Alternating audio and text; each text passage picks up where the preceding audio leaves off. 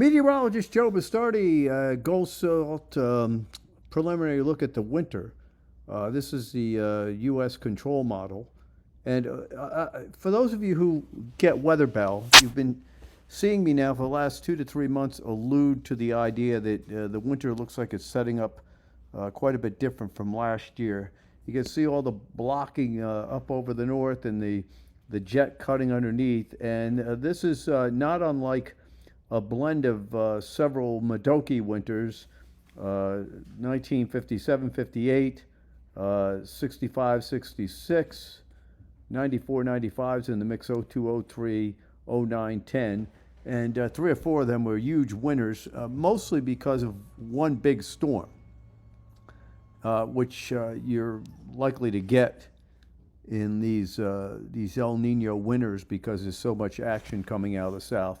In any case, the sea surface temperatures, what's key here is that the warmest part of the sea surface temperatures in the Pacific is located from the dateline eastward to about 120 degrees west.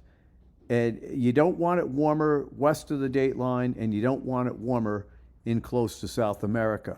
And the Canadian is certainly taking a look at that. But one of the other problems is that you need to see the Pacific cold in the Central Pacific there. And this hot spot that is continuing in there is, it's got to work its way in closer to the coast for the ideal situation.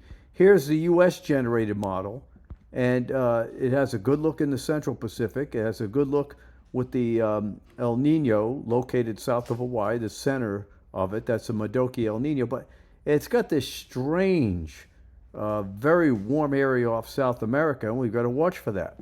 Indian Ocean is pretty favorable here. This is an interesting situation going on, in that the models are opposite of last year. So you get a temperature forecast on the U.S. models like this. This is what they're showing, and this is what the analog package says. So already, the analog package, the key to the analogs is picking out the correct ones. Now, remember what we said last winter, all right? We thought it'd be a fight between the different signaling mechanisms.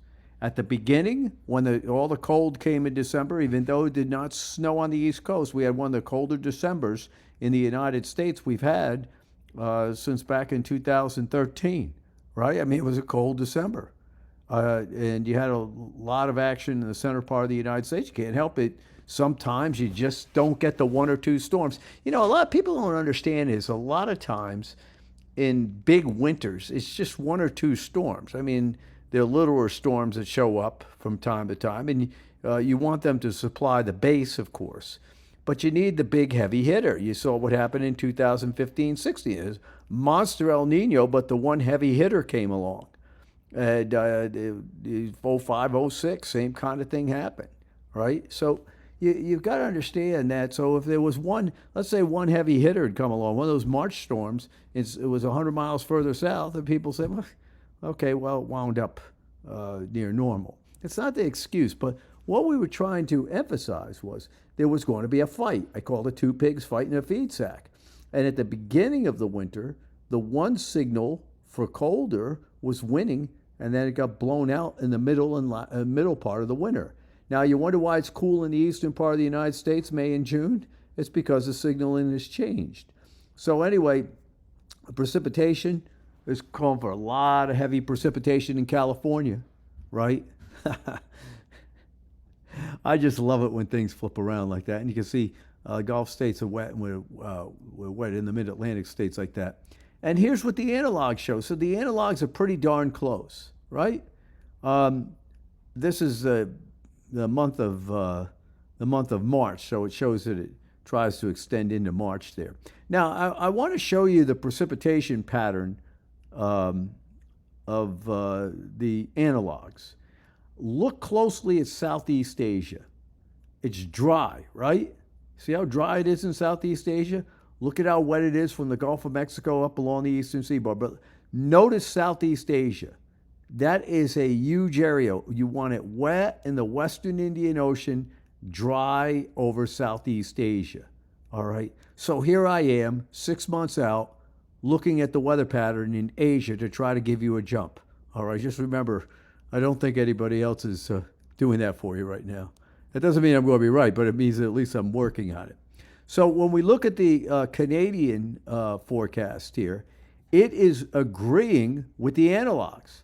Look at how dry it is in Southeast Asia.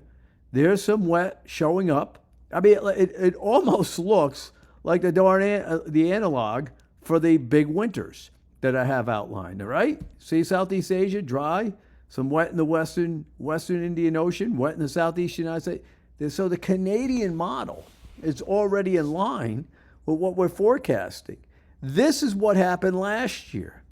Look at how wet it was in Southeast Asia and dry. So it's almost as if what we're seeing now is opposite last year. Now, we had essentially a snowless winter in the I-95 corridor. Does that mean this is a 60-inch winter? No, but I think, I went over on WeatherBell. It looks like the kind of winter where New York City would get 25 to 30 inches of snow, a little bit above normal in New York. Washington, D.C. would be a lot above normal. Keep in mind their normals are lower, all right? And, what I did was I went across the country and picked a lot of stuff out. If you don't get weatherbell.com, you're missing some stuff. Now, it's weird because I post every day and not everybody gets a chance to see stuff.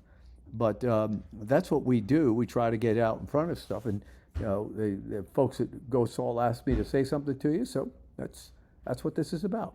Anyway, enjoy the weather. It's the only weather you got.